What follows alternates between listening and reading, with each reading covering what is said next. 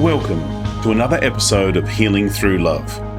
Each week, we share ideas, experiences, and resources to increase the awareness of domestic and family violence and to empower survivors to grow and thrive. We talk with experts who share their advice, or with people who have experienced abuse, no matter where they are on their journey. This is all about healing through love. And now, here are your hosts, Charlene Lynch and Rose Davidson.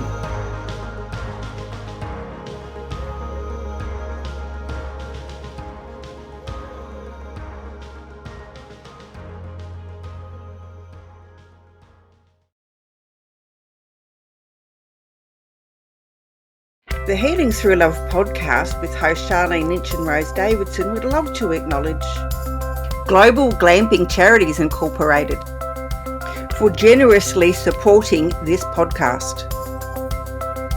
Global Glamping Charities, solving homelessness in all of its forms. Reach out to them at globalglamping.org. The Healing Through Love podcast with Charlene Lynch and Rose Davidson.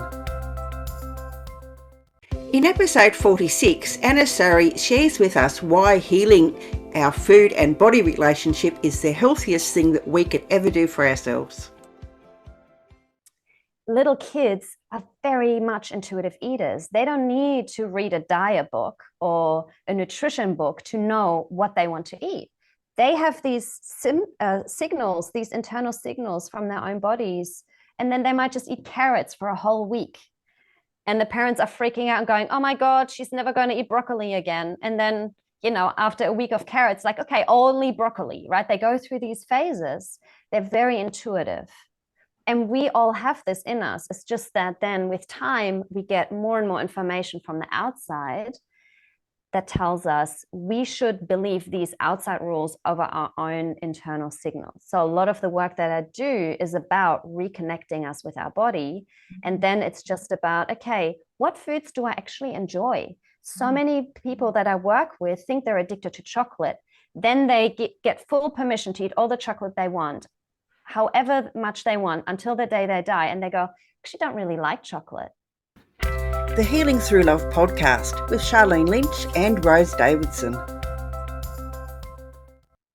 Hello and welcome to the Healing Through Love podcast. My name is Charlene Lynch from charlenelynch.com. Healing Through Love is here to help victims and survivors of domestic and family violence find their way back to living a more fulfilling and meaningful life. We interview experts and survivors who share their personal stories and offer advice to those who've experienced abuse, no matter where they are on their healing journey. As well as the Healing Through Love podcast, we hold annual Pamper Days here in Adelaide, and we're very proud to say that this week we are launching Healing Through Love globally and taking it to the rest of the world. So if you're listening to this and you get the message in time, it'd be great to connect with us. We do have towards the end of the week our live launch across Australia and across the world. Our survivors of family and domestic violence come together once a year, and we supply a Pamper Day where local businesses get together and pay it forward and create a beautiful environment for healing. They are a magnificent thing to behold, and really is just an example of the love that others can share, but for no benefit of their own, just to pay it forward. It's very powerful. So just think day spa on steroids, where they come in and they have their hair, their makeup done, they have a massage, they might have different types of therapies, hand massage, all of these things, and it's all done for free. Now, we're looking for other organisations or people with similar values that want to get in touch with us and have a look at doing these types of healing days in your location. And we're also looking for practitioners as well. Also, podcast guests. So if you've got a beautiful healing modality that can make an impact, make a difference for those survivors, we would love to hear from you. So contact us at hello@htaustralia.org, and all the details will be in the show notes. Now, every week we have an amazing new guest, and today is no different. We have got an amazing new guest. We've got Anna Anna here, Anna Surrey, and Anna is a food and body freedom coach. Now, this is something different, something new we haven't heard about before. She teaches a non-diet approach to overcoming food challenges such as binging, overeating, and emotional eating. Oh, something that we probably all need to hear about. She assists women to relearn how to trust their bodies to make food choices that make them feel good without self-judgment and shame. Anna struggled for 20 years with a wide range of disorders and eating behaviours, health and weight obsession, exercise addiction, and body dysmorphia. It's been a challenge for her, but she's here today to show that you can make a difference. She offers a beautiful one-on-one, very unique, bespoke program where she works with you to become the person that you're hoping to become. I'd love to have a conversation with you, Anna. How did you get to this place? Like, obviously you had your own challenges, but how did you get to this place of being a non-food coach? A non-diet food coach, yes. I think for so many of us in the healing space, we often go through our own journey, our own dark night of the soul and our own healing. And for so many of us, it impacts our life in such a big way. We have such a transformation that we really feel inspired to share this information and the healing that we've experienced with other people. And that was definitely the case for me. I'd been struggling with food and with my body, with food obsession, with being healthy, and that obsession of having to be healthy and eating perfectly for a really long time. And when I sort of hit my own rock bottom in that space, and I really wanted to heal because I was exhausted, I was overwhelmed, I was stressed, I was very unhealthy mentally and physically, I opened this new door to this whole other world of anti-diet and intuitive eating and body respect. I'd never even heard of it. I didn't even know it existed. It was also foreign to me, but for the first time in almost 20 years, there were other people speaking my language. And I was thinking, oh, it was me. I was the failure. I was the messed up person. Something was inherently wrong with me. I couldn't be fixed. And then there were thousands of other women putting up the hand going, hey, I did that too. Hey, I struggled like this too. And that was such a empowering moment for me because first of all, it took the shame away from myself and the blame that it was all me. And I understood, oh, there's a much bigger picture and a lot more things at play that I didn't even know, I wasn't aware of. And so I realized, okay, there are a lot of women in the world who also don't have access to this information because they don't even know it's out there. And I was for a really long time working as a Pilates teacher. So I was deeply in the fitness industry, which is also very messed up in regards to body shame and eating disorders. A lot of instructors are struggling, as was I. And I realized once I started my healing journey, a lot of the women, a lot of my clients were really struggling because now I was looking at this through a different lens and I could really see it. And I realized, okay, I don't want to teach Pilates anymore. This is really not what's important for me because there is a deeper foundation underneath the body shame, the body hatred, the identification with our bodies, the sense of self-worth and value that's attached to our appearance. That's really the foundation for so many women before they enter any other area in their lives, because it sets the foundation of how we show up in life. And it has a massive impact on what we do with food. Yeah, so I too have been at opposite ends of the spectrum and everywhere else in between. So, food, it sort of comforts us. And I suppose, when you're being breastfed, it starts then, doesn't it? When you need comforting.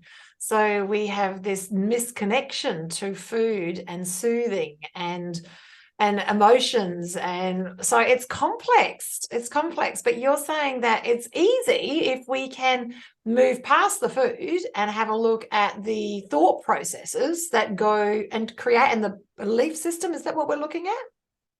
Yes. So there is a lot of information out there that we are being fed by diet culture and also in parts by wellness culture that are very confusing and not necessarily true. So, I love that you gave the example of as babies when we're breastfed or get the bottle. We feel we're in distress, so we're hungry, so we cry, and then we get picked up by mum or a primary caretaker, and we get love and we get affection and we get touch. So we are genetically wired to associate food with comfort and love. So I think firstly, to understand that and not see that as something wrong, just to go, okay, that's what happens. So it's completely understandable that when we feel upset or stressed or anxious or alone, that we reach for food. It is in that moment the quickest way that we feel better, and there's nothing wrong with it. The problem is if we rely only on food to soothe ourselves, because in the long run, it's not a satisfying solution, because we're looking to get something from the food that we can't get from it in that moment, right? But I think, this podcast all being about self-love, we're so used to beating up on ourselves for making the wrong food choices. I emotionally ate again. I was sad and I ate chocolate. What's wrong with me? Why can't I get this under control, right? So we beat ourselves up, which is not the way to healing. It's only going to drive us into more dysfunctional behaviors with food, because then we feel even worse. And then we go, well, I've eaten the chocolate already. I might as well just eat the whole pack and the ice cream and the brownies and the chips. And then all of a sudden you find yourself in a binge. And then you feel even worse. And in order to feel better in that moment, you go, okay, this is it. As of tomorrow, as of Monday, as of next month, I'm going to eat healthy. I'm going to cut out sugar. I'm going to cut out carbs, whatever it might be. I'm going on this protocol, right? So in that moment, that makes us feel instantly better. The problem is eventually, sure, you might go on the sugar-free or the carb-free or whatever it might be for a week or a month or 6 months, but eventually you're going to end up right back where you started, where you have a craving or you're going through a difficult time and you're reaching for the forbidden food, and you're right back where you started. So the guilt trip is never going to work. We can't guilt ourselves into having a healthier relationship with food. It just never works. But we all do it as if it was the strategy number one to our success. It's wild, isn't it? It's so deeply ingrained in us. We're living in an environment where we've got these really false expectations of, what are they calling it now, with bounce back body after you've given birth, and, unrealistic expectations for a majority of the population to get back to that so quickly. And like, I'm 56, so, things slow down when you're 56 years old. And, even at my age, I just see unrealistic expectations of fitness and health, weight and everything else in between for women who are, postmenopausal. And yes, it is, some people can do it. It's not like everyone can't, but some people can. But to have that pressure there to say that you need to change what you're eating and how you're doing things because your body has changed the way that it processes food. Absolutely. I love it. So I know you're a non-food diet. So do you have any misconceptions that you might be able to share with us that might be beneficial for people across the board? Yeah, so one big one is around restriction. So, people feel out of control with maybe food in general, maybe some foods like sugar or cookies or carbs or pizza. Some people have these kind of foods. They go, I can't have them in the house because once I start, I can't stop.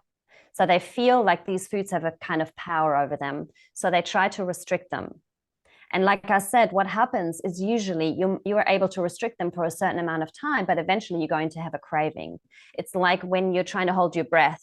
You can hold your breath for a little while, but eventually you need to take an inhale. It's like that with food, right? So people, and it's also what we're being taught by diet culture. You need to restrict, you need to control, and that's the way to get to your food and body goals. So we all do it over and over and again. I don't know a single woman, I've never met one who has never been on at least one diet or 2 diets, right? Most of the people that come to me have been on 30 plus diets. So, they've tried, but the control piece is only going to backfire. So more control, or trying to control food more, is not guaranteed to give you more control with these foods. Chances are very, very high that you will feel more out of control with these foods. Mm-hmm. So giving ourselves permission and allowance to eat all foods without judgment, without shame, is an absolute key in healing our relationship with food. And that can be very scary for many women because they have been living very disconnected from their bodies. That's sort of another topic, but dissociation because of trauma or because they have been feeling very uncomfortable in their bodies. So they kind of check out. And so they don't really trust themselves anymore when it comes to food, because then it also becomes this self-fulfilling prophecy of whenever I start to eat chocolate, I can't stop. And every time they do it, that's the confirmation, right? So that's the work that I do with people, where we really look at, okay, what are your beliefs about these foods? What have you been taught? What's your history? How did you grow up? Your primary caretakers, how did they talk about food? How did they talk about their own bodies? What was your experience in school? Were you bullied? Did you experience trauma during childhood or during your youth or in your life in general? What's your situation now? What are your relationships like? What's your work life like? How are you feeling in your body? All those pieces come together when we look at our food relationship. It is never as simple as just cut out this and eat more of this and exercise these amounts of days and you're sweet. It's just not, it doesn't work that way, even though diet culture loves to sell us this. It's a multi-billion-dollar industry that really benefits from us, that we keep going on diet after diet after diet. It's never going to work. And they just keep making money off our own insecurities. It is massive. So you're like a food relationship coach, now looking at how we have a relationship to food and food behaviours, and you dive in deep underneath the surface of what we stick in our mouths into the thought processes and the feelings that we have attached to the food. And once you address that, once you hold a mirror up to that and have an unpack of that, then you've got, you've got more control yourself over your thought processes and belief structures in and around the food. Is that right? Is that what we're saying? Yeah, essentially. I mean, it doesn't become so much anymore about, am I allowed to eat this thing? It's more about, okay, how's my body feeling? Do I want to eat this thing? Because then we have our autonomy back over our body. It's not some external rule or outside rule that tells us we are allowed to eat this, or we are allowed to eat that much of this particular food. We are reconnected with our bodies. You gave the baby example before.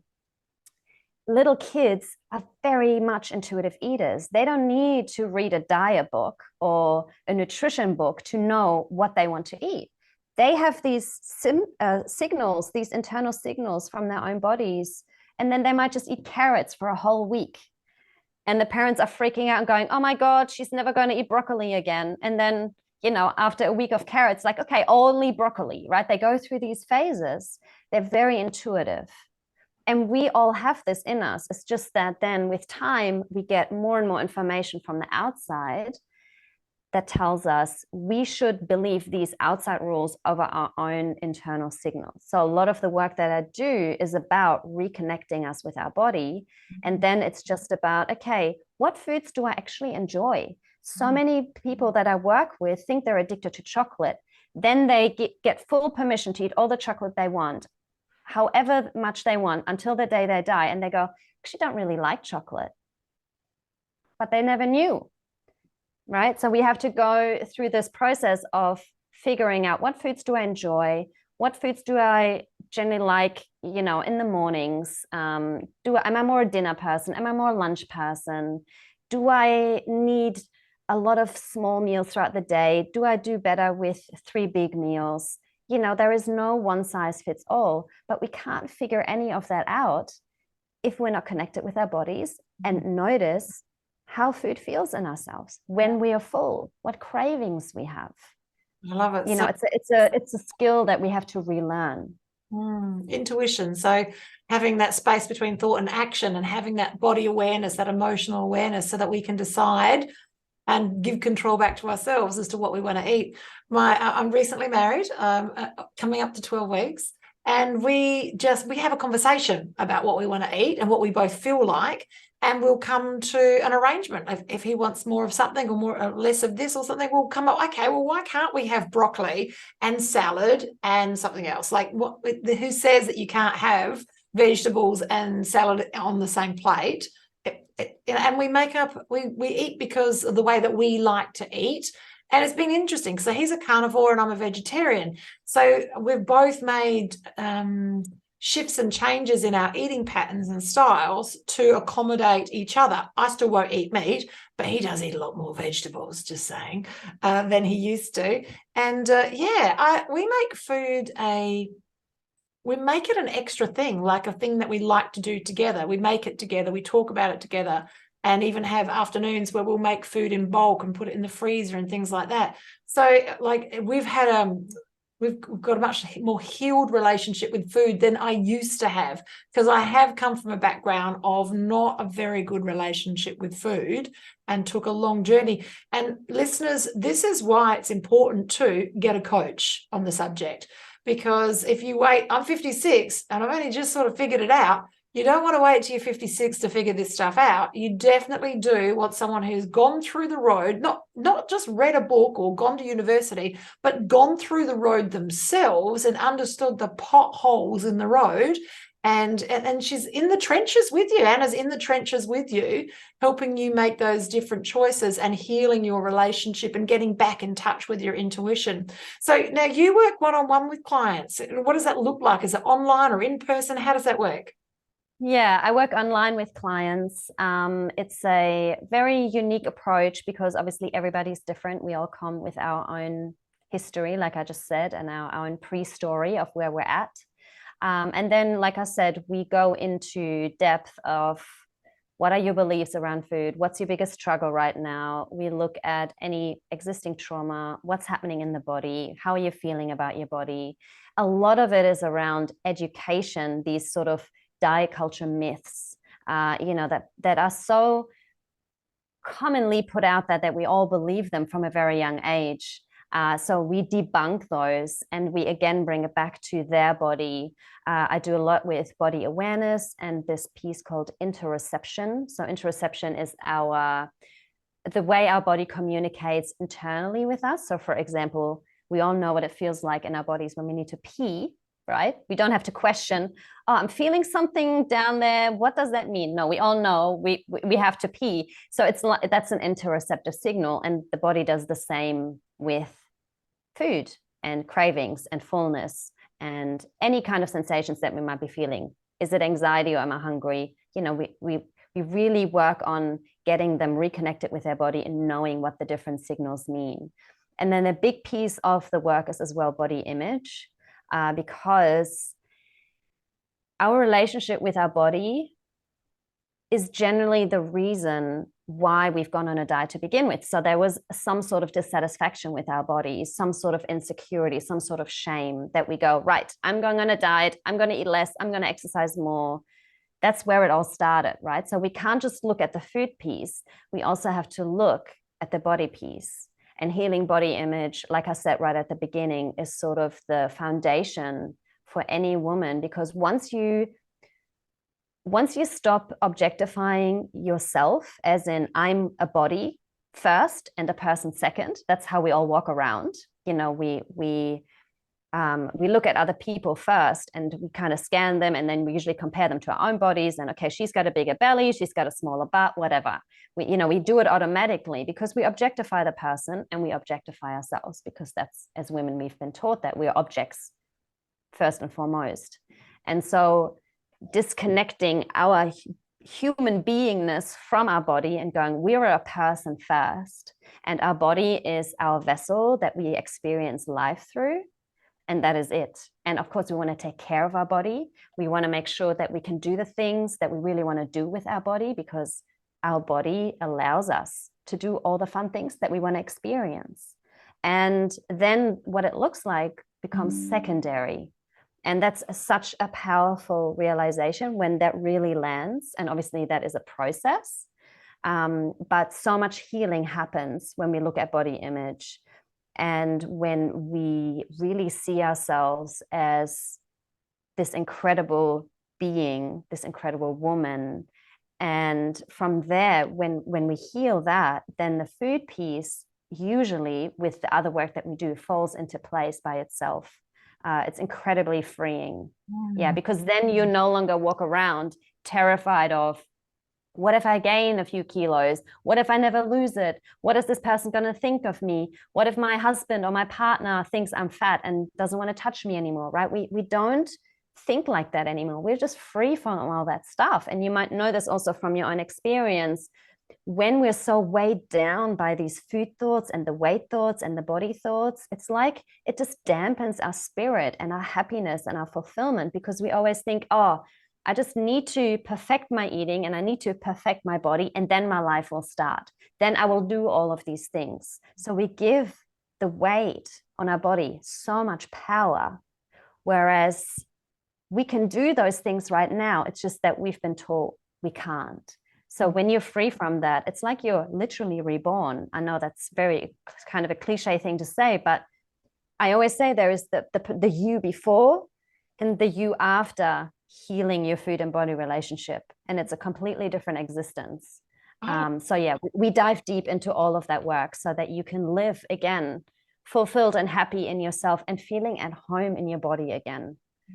And this is something kids need to hear, because I remember so many girls at primary school and even more in high school had so many challenges in and around body image that it wasn't ever discussed or talked about. It was, that people might talk about it behind closed doors, but it wasn't something that was talked about in the schools.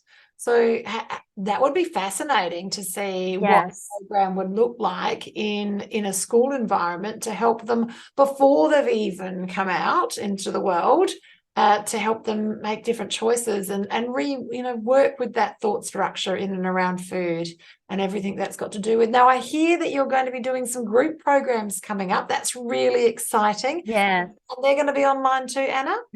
They're going to be online too, yes. So up until now, I've been working one-on-one with people, but I do also see the value in I don't like big groups, because a lot of people also have a lot of shame associated with these behaviors and how they feel about themselves. A lot of my clients have been struggling for a really long time, and they tell me, my husband doesn't even know that I'm dealing with this because I'm so ashamed to tell him.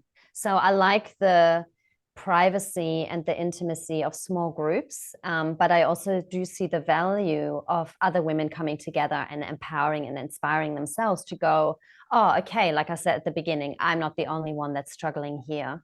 And it's so nice to have a support system in place as we are healing, because it's incredibly difficult to do by yourself in this world. I love it.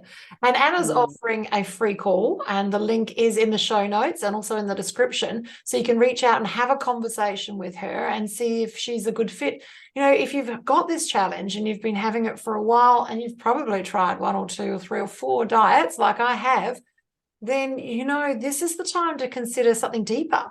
And that is that your relationship with food and it is brought you to where you are right now, and solving that and resolving that and giving yourself back the power in that space could be the answer for you to move forward. And the thought you can work either one-on-one or in a group environment is really lovely. So make sure that you reach out and have a conversation with Anna.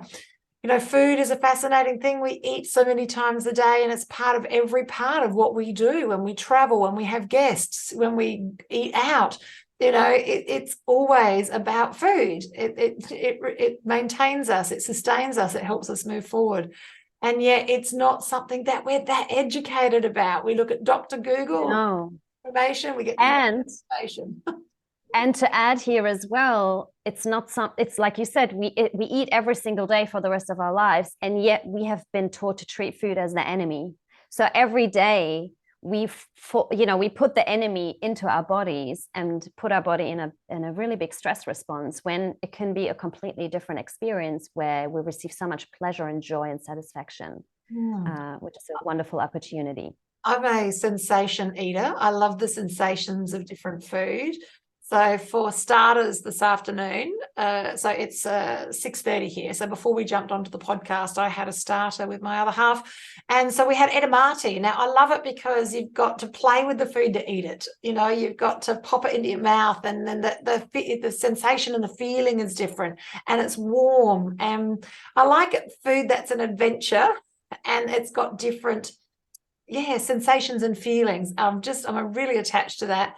So it was nothing unusual for us to go out very late in the evening, which probably isn't right, but anyway, it works for me, and have ice cream. We've got the most amazing ice cream, tiny little ice cream place around the corner that hand makes their ice cream, and it is beyond exceptional. And yeah, we could buy it in bulk and have it in the freezer, but there's nothing more delicious than getting in the car and going on a food adventure to have the ice cream, and it's a whole thing.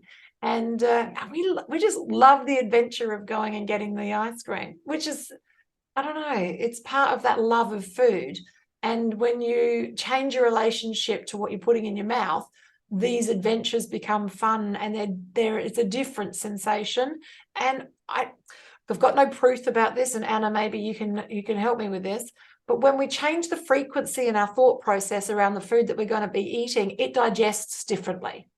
And yes, and there is research on this, and I was going to add that too, because it's never just about the food we eat, but it's about who we are as eaters. So like I was saying before, if we're eating something and we're really stressed about it because we think, oh my God, this is so unhealthy, it has so much sugar, it's so addictive, I can't believe I'm doing this again, you're putting your body in a fight or flight response. Your nervous system is in hyperarousal, and that's no time to digest. So the food, you're going to receive the nutrients differently because your body can't absorb it as well. You're going to be digesting it differently, as opposed to, like you said, you're already at home, you're going, let's go get ice cream. You know, your brain is already getting ready for it. Probably your mouth is starting to water. Your body is getting ready for digestion. You're driving there. You're with your partner. You're feeling really happy.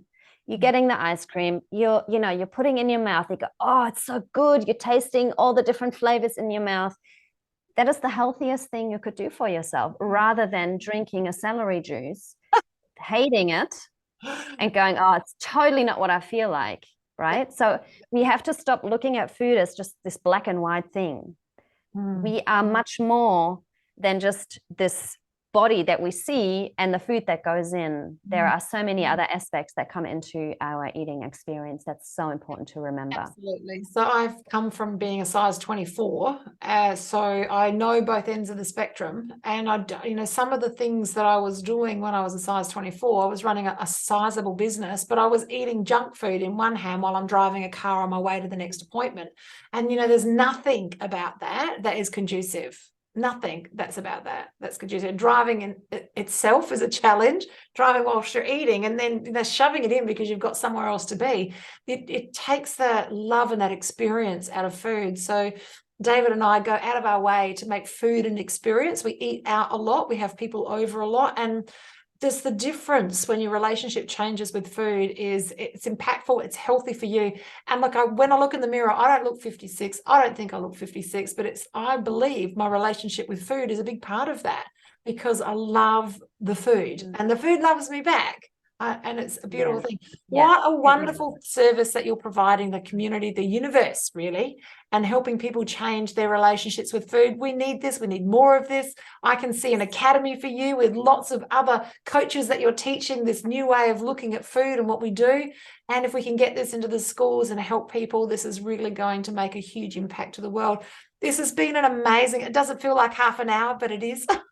We could talk all day. I love it. We could, yeah. So Anna's link is going to be in the bio and also in the show notes, so please reach out and have that conversation. This could change your life. It's been a privilege and a pleasure to be with you today. That's a bye from me and a bye from Anna. Thank you so much. Bye-bye. Thank you for joining us for this episode of Healing Through Love. You can get further resources, see the show notes, or simply reach out to us via our website at htlaustralia.org. Thanks so much for joining us, and we look forward to your company next time on the Healing Through Love podcast.